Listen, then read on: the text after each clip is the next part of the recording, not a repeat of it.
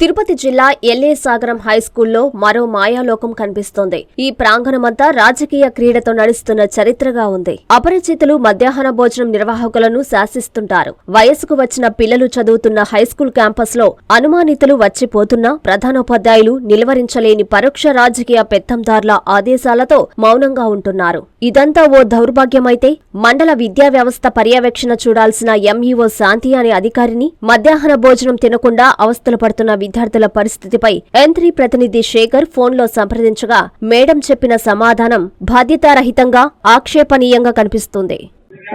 Madam నా పేరు Shekhar madam, N3 news reporter. N3 news reporter madam. Madam MEO గారా?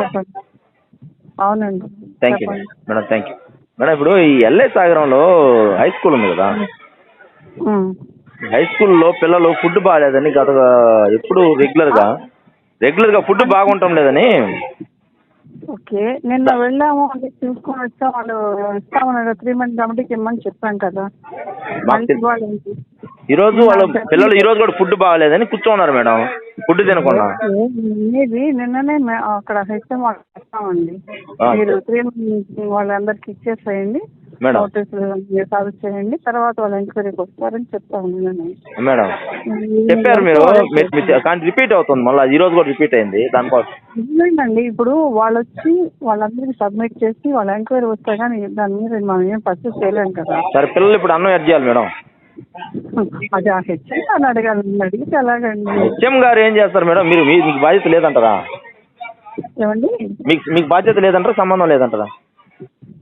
ఏంటండి అలా మాట్లాడుతున్నారు? మరి మీరు అనేది అదే మేడం, హెచ్ఎం అడగాలంటే హెచ్ఎం పైన సూపర్వైజర్ మీరే కదా మేడం, ఎంఈఓ గారే కదా.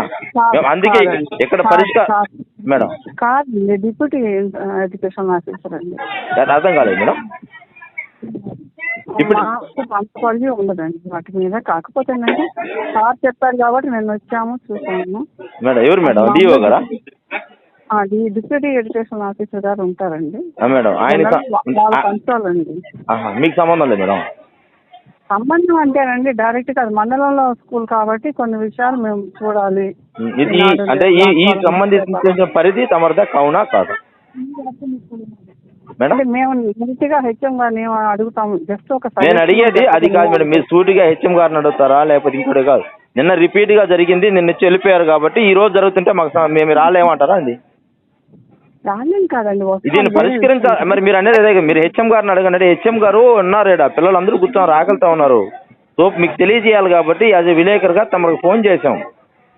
తమకు ఫోన్ చేసి మీరు తమకు దయచేసి రండి మేడం, అవకాశం ఉంటే. రిపీటెడ్ కదా, పిల్లలు ఆకలితో ఉన్నారు, అన్నాలు తినలేదు, చిన్న చిన్న బెడ్లు, ఆకలి అంటున్నారు. రండి మేడం, మాట్లాడతాను ఒకసారి రండి.